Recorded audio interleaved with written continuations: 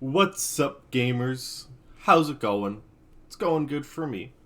Today, we're back in the training room. Training area? Training room. Well, more like an area. It is big. Right, there's no roof, so it's not a room. Training area. You may be wondering, what are we doing back in the training area? Well, I have decided to grant you fellas, grant you gamers, a Switch X tutorial guide. I'd say more of a guide rather than a tutorial.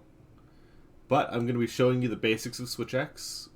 I'm going to be showing you what the Switch X is, what the mechanics for the Switch X are, like the sword gauge, phials, whatnot. I'm going to be showing you combos. I'm going to be showing you the Switch skills. And I'm going to be showing you some skills that pair well with Switch X. That sounds like something you're interested in? Keep watching. If not, I don't know what you decided to click on this video for. But either way, you should like the video. And if you do watch it, you should also consider subscribing. So, first things first. What is a Switch X? For those that have played Monster Hunter before, I'm sure you know what a Switch X is. But for new players, you may not know, if you haven't even touched a Switch X once. A Switch X is a weapon, of course, that is both an X, but look at the first part of the Switch X name, switch. It can switch into a sword. It's really cool. I think it's the best weapon. Long sword slightly behind it, but Switch X is definitely the best weapon, for sure. Now you're thinking, oh, it has two modes? Oh, that's pretty cool, and it looks cool in both modes. But what's the difference? Well, I'm moving around now. I'm in axe form. You see, I'm moving around quite quickly. At least compared to what it would be in sword form. Here, let me show you. See this? You walk around like a man out for vengeance. That's this walk. While the axe form walk is much faster in comparison, while it's still not as fast as just normal running, it isn't so slow as to where you'd have to sheath your weapon all the time. Unless, of course, you want to. If you've got, like, quick sheath, maybe it would be quicker to just sheath your weapon and then go just sprint towards the monster. But you shouldn't have to sheath your weapon a lot unless you do need to run or Superman dive or something like that. And then sword form, once again, slow as a snail in comparison to axe form. Keep this in mind. It is very important to manage which form you're in because of this small little detail, as well as I think the rolls in each form are slower. They might be the same. I'm not sure. The sword form rolls feel slower though. Keep that in mind. Now that you know the difference between axe form and sword form, let's go over the Switch X mechanics. Or I should say mechanic. Technically there's multiple, but it's all connected to one thing, so I'm going to list it as one thing. And that is the sword gauge. X form doesn't have any sort of special gauge. I mean, technically it does with Wild Swing, but we'll get into that later. Sword gauge. You'll notice right below my stamina bar and next to my sharpness gauge, you'll see a gauge. That is the sword gauge. That is the phial gauge. More into phials after this. Let me show you here are my skills. I'm currently wearing no armor because I don't want this to be tainted with any additional numbers or anything. I do have the talisman on because I forgot to take it off, but it doesn't improve my damage, so we're all good. But sword gauge. So bottom line is attacks while you're in sword form fill the gauge and consume that yellow bar. Let me show you.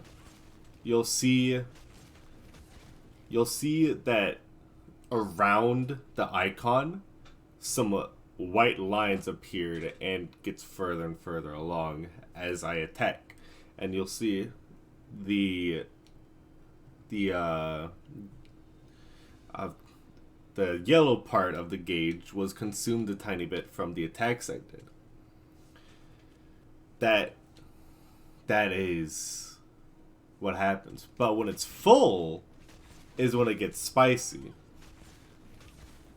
Once it's full, your sword as well as your axe become imbued with your phial, whatever phial you may have. Currently, on this weapon, there's an element phial, which means the phial imbued attacks are going to do fire damage. So what that means is you swing and then there's a slight delay and then there's a boom. You see? That is the phial. This also comes into effect. You see that the gauge ran out. It doesn't last for too long. I think it lasts longer depending on the phial. Don't quote me on that. But let's fill that gauge back up real quick. It didn't fill up all the way. But gauge is back on, and you see that it works just fine in axe form. There's still that little explosion of your phial when you hit. And that's basically it for the sword gauge and the phial. That is their most, I wouldn't say complicated. That's their special mechanic. There we go. Sword gauge is their special mechanic. Just like dual blades have their own dual blade gauge, longsword has their gauge, charged blade has their phials and charging up the axe and whatnot. Yeah, that's the sword form. That's the sword gauge. And let's move on into the phial explanation. Phials are not that hard to understand. Here, let's take a look at the weapon I am currently using. It has an element phial, and the element on it is fire. So the fire, that's not what I wanted to say. So the phial has the element of the weapon because it is an element phial. So the phial does fire damage. While something like this weapon, which I like to use a lot, has no element, but their phial is a dragon phial, which is a specific elemental type. Now, you don't get the dragon element on your attack's baseline because it's not part of the weapon, but when your phial is active, that is when the dragon attack comes out on the little explosions that happen after you hit. That's the main phials. The most common phials are element phials and power phials. This one right here. I would rather show you power phials. I don't normally use power phials simply because I like element phials more. But one thing you need to know about power phials is that they take a lot longer to charge up. As you can see right here, it's taking a lot of hits to charge up. And now that it is charged up, the power phial, I believe, is damage that has no attribute. I believe. Because, I mean, it's a power phial. It's not tied to an element. So I believe the damage from it is just plain damage. Raw damage. Correct me if I'm wrong, please. Like I said, I don't normally use power phials. But it's just an extra source of damage. Consider it that way. Next type of phial. Poison phial. It's as it says. It functions the same as element, as in when the phial is active, it deals poison damage on the little explosions after you hit, and it slowly poisons them as poison does.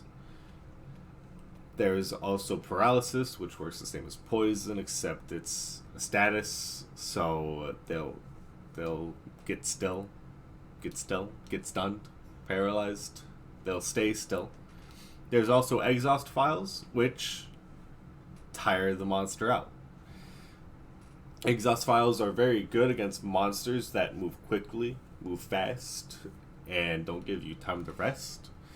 If you can manage to actually charge the phial and attack them with the phial attacks. Exhaust phials function the same as the other phials. You charge up the sword gauge, then little explosions happen after your attacks, and they slowly exhaust the monster. Do keep in mind, exhaust is more effective when you hit the head, so when you have your exhaust phial active, aim for the head. It's always reliable. And I do want to say this because I forgot to say it earlier. Your phial is also active whenever you're in sword form. It's not only when the sword gauge is full. Let's move on into the light. Pull out in sword form. You'll notice the sword itself has the sparks on it. This shows in all the other sword form weapons as well, except the color of the sparks are different depending on the phial.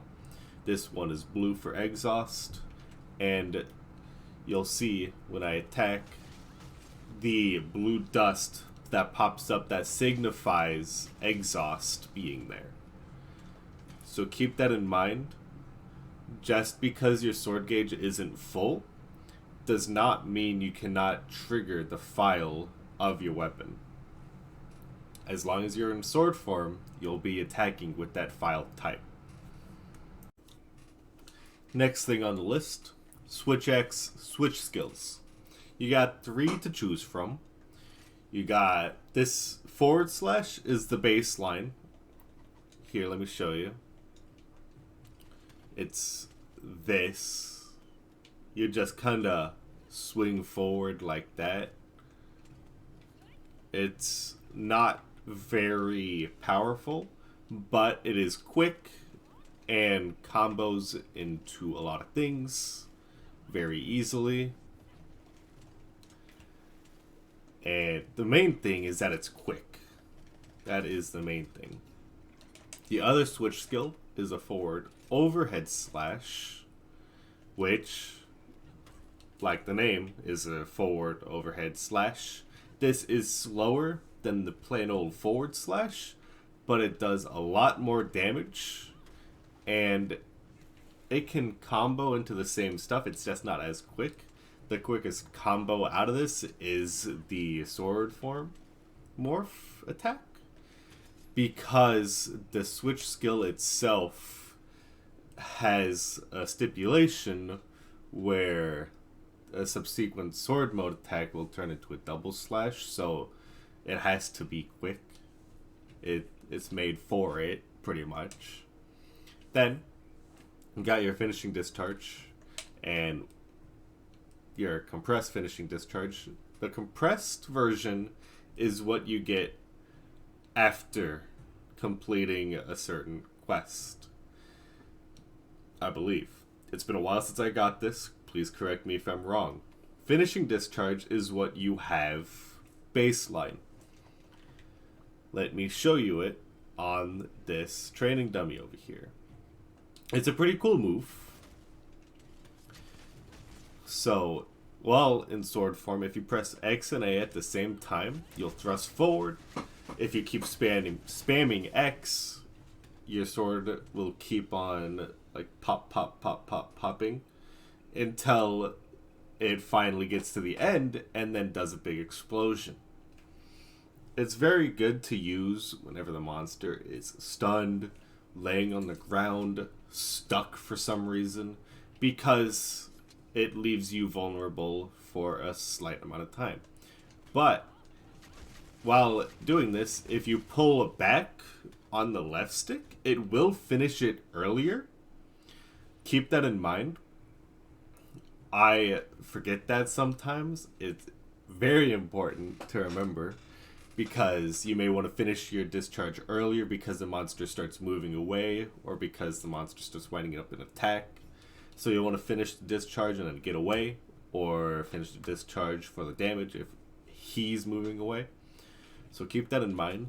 But the most important thing, I think, about the finishing discharge is this. While your sword gauge is full, if you do your finishing discharge and hit the monster, you'll latch on to a body part. Now, you didn't hear this from me, but the body part you latch on to is random. You didn't hear that from me, though. No siree.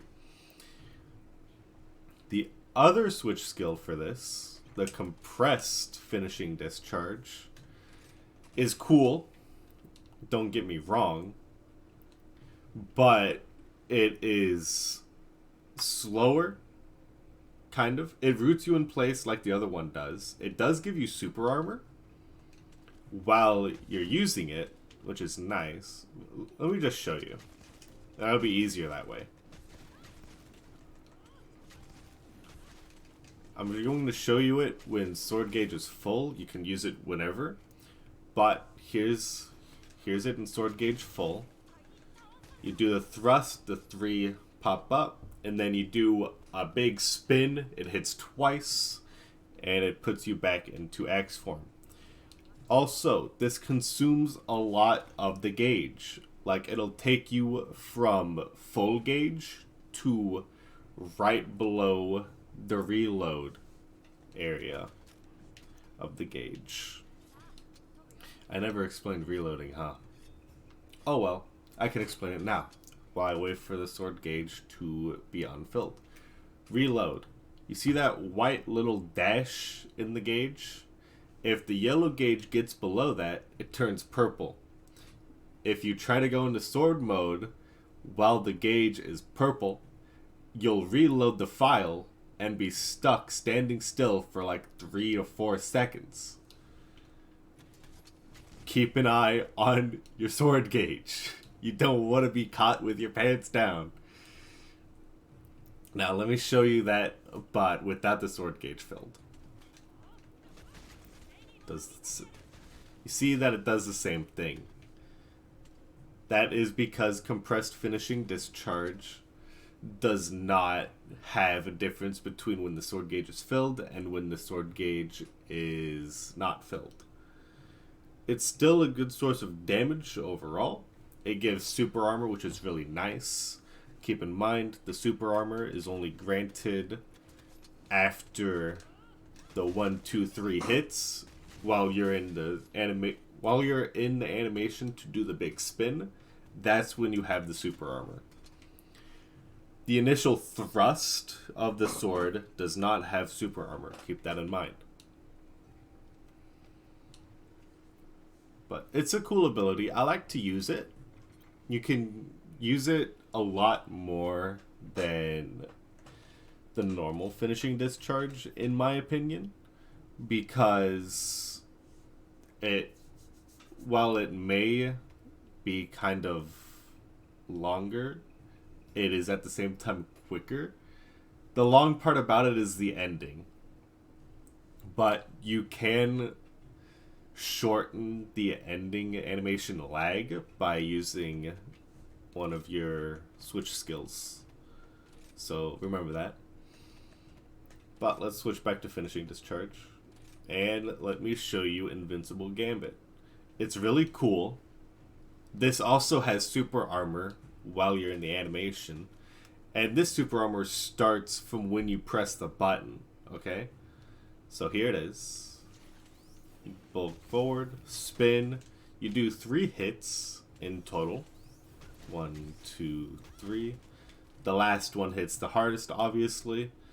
And the cool thing about this is that it goes to wherever your joystick is facing. So you saw how it was facing forward there.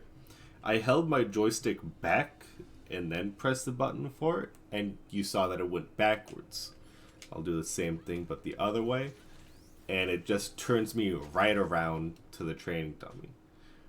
It's a very cool ability. I wish the other abilities like this worked that way, like the longsword Sakura slash. I wish it worked the same. However, it only goes like halfway to where your joystick is facing if you try to do a whole 180.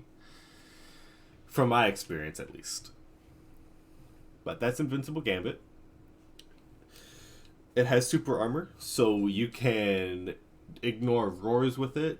If you see an attack coming for you and you got the HP to tank it, you can just use Invincible Gambit, attack through its attack, maybe interrupt him, knock him down. Do keep in mind, it is super armor, not invincibility. You can't grab me, stun me, yada yada. You could still be paralyzed, stunned, put to sleep, grabbed, grappled. So do keep that in mind when you're using Invincible Gambit. I cannot count how many times Magnamalo has done his grapple attack while I do my Invincible Gambit. It has happened so many times, and each time I curse because I should know better by now, because I fought like almost 50 of those things. But anyway, let's move on to the last switch skill, the Soaring Wyvern Blade. Now, this, I'm not a big fan of this, so I'm not quite sure how it could be used, but I will still show it to you because I have to. That it is a switch skill after all, and I have it. So, LNX, you go up, and then you could do an advancing slash. It changes you into sword form. Did it just leave a... Hold on.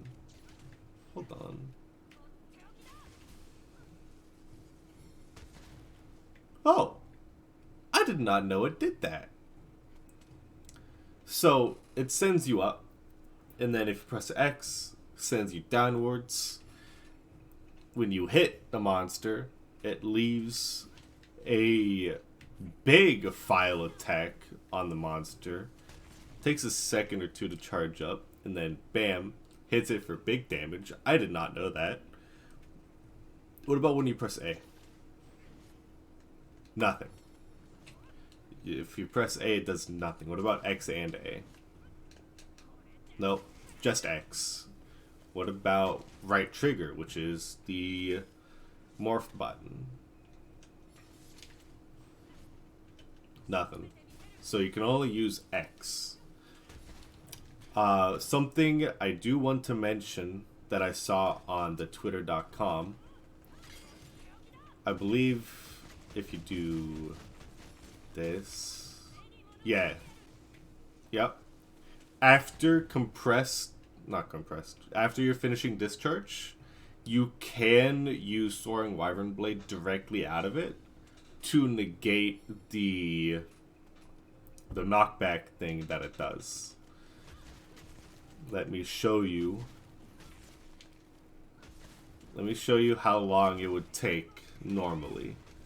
So I do this, it explodes, I get sent back, and I'm pressing buttons, and it took a while before I could actually move again. But with Soaring Wyvern Blade, you can negate that. Also, look at how my sword gauge needs to be reloaded. It has the purple gauge. Soaring Wyvern Blade does not do the sword form attack because the sword gauge isn't filled enough. So, it's a good thing I decided to do this guide because that's something I didn't know about Soaring Wyvern Blade. I may actually start using it. We'll find out. But that's it for the switch skills. Let's move on into easy to do combos. Alright, so combos. And currently, for your guys' convenience, I am using the base switch skills. Because if you're watching this video, I'm assuming you're new to the game and you don't have the rest of the switch skills yet. So I'm going to be showing you combos to do with the plain old switch skills. Switch skills don't really affect the combos too much, except for switch skill number 1, which is the /. That really changes your combos, while the other ones are more supplementary, except for the Soaring Wyvern Blade after the compressed discharge, or finishing discharge. But I'd say that's more of an advanced move, and I showed it to you. You know it. You can incorporate that into your combos. But if you'll see on the side, you'll see a basic combo for X, which is just X, X, X, and X. That's kind of slow, though. What I recommend doing is X, get the overhead, and then start wild swinging, because wild swing is useful. Wild swing does good damage. It does consume stamina. Keep that in mind. It doesn't consume a lot, but it does consume it. And to combo out of wild swing, you can either dodge out of it. You can do a big old sweeping attack that combos very easily into a sword morph attack. Or you can do a heavy slam,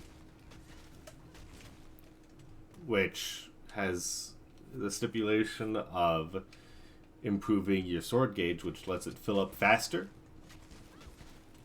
It is always a good idea to keep heavy slam up if you've got a weapon with a phial that takes a while to charge.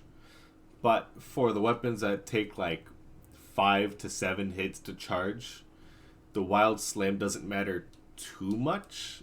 It'll take like at most 1 hit off the hits needed to fill up the gauge. But for stuff like power phial, paralysis, sleep, there's no sleep yet, exhaust, you may want to keep wild slam active at all times. But so yeah, bam bam. It's also a good idea to just do the two initial attacks in axe form.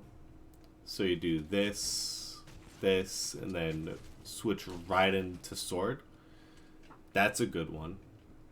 And then while you're in sword, you can do the A combo, which the A button combo fills up the gauge pretty quickly. The X button combo, while faster, does not fill up the combo as quickly. But you don't want to be using one or the other. You want to mix it up. Like, for example, it's a good idea to do 2 swings of sword and then the first swing of A. So 2 X's, 1 A, and then back to sword is a good sword combo. So you see 1, 2, 3, 4, and then you just keep doing that over and over again. And then whenever you want, you can morph attack back into axe form and continue doing axe mode attacks. Also, during wild swing, if you go try to do heavy slam too soon, it will turn into an overhead slash. Let me show you. So like, here's one thing of wild swing. It just went into an overhead slash. Keep that in mind. You don't want to be caught with your pants down from wild swinging not enough and not getting that heavy slam. Got to make sure you wild swing enough so that you can then heavy slam so your sword gauge is easier to fill.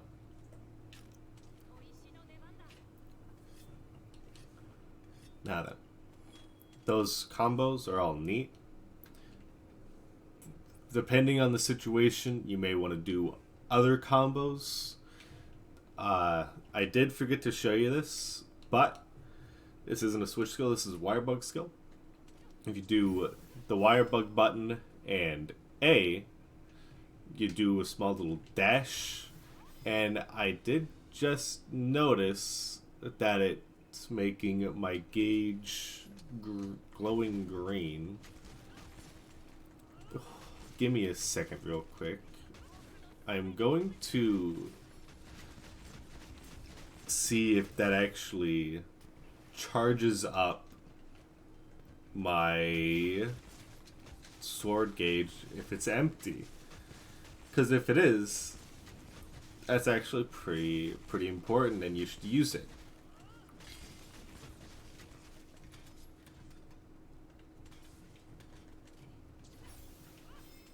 It does. It does. Switch charger fills it up. I wish that was said somewhere, but I really should check to see if it was stated in weapon controls. Let's see. It does. It does say it in weapon controls. So, if your sword gauge is empty and you've got a spare wire bug, go ahead and use switch charger. It's a short little dash as well as charging up your sword gauge. That's neat. I didn't know that.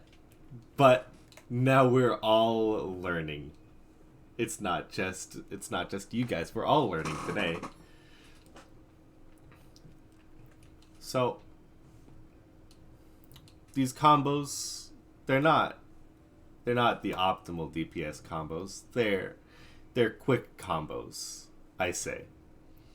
They're quick. They let you roll out of moves most of the time. I did forget this. In sword form, in the middle of your attacks, if you try to roll to the side, you will instead hop to the side. The hop is not a very big distance, so always keep that in mind. It also makes you hop forward. I don't think it hops back. Oh, it does. So, while attacking in sword form, if you try to dodge roll out of something, it will just hop. But then, if you keep pressing the roll button right after the hop, it'll roll. So, sword form does leave you kind of vulnerable, but that is why I showed you the quick combo. The quick combo doesn't leave you vulnerable for too long. You can roll out of it like at any time. The double slash slightly leaves you vulnerable, but it is still quick enough. Much quicker than Heaven's Ward Flurry. You see how slow that was? Ugh. Well, those are some combos. Do with them what you will. Create your own even. I'm just teaching you the basics. This is just teaching you the basics of Switch X. Basic combos, basic abilities, basic morphs, yada yada. You can do with this knowledge what you will. Maybe you want to be the best Switch X player out there and then you create new combos. Go for it. But I do believe that is all. I don't think I'm missing anything. If I am, please let the others know down in the comments below. I want this to be... It's not a full guide, it's just teaching you the basics, although there was a lot of knowledge crammed into this video. But if there's anything people should know about the Switch X, that you know that I didn't go over, please comment down below for the others. And for those of you that have questions about the Switch X, go ahead and ask in the comments below. I will answer them. And while I am doing this, seemingly ending the video, this is not actually the end. I do still need to go over some skills you may want to aim for as Switch X, but we're here still discussing how you should still comment any questions or any tips that you may have that I didn't go over. So please, I implore you, do that. Now then, skills. If you have gotten recommended my videos before, you may have seen my video that goes over the best Switch X skill, Rapid Morph. Rapid Morph is a really good skill for Switch X and Charge Blade. I believe it's only useful for those two, because I believe they're the only weapons that actually have multiple forms.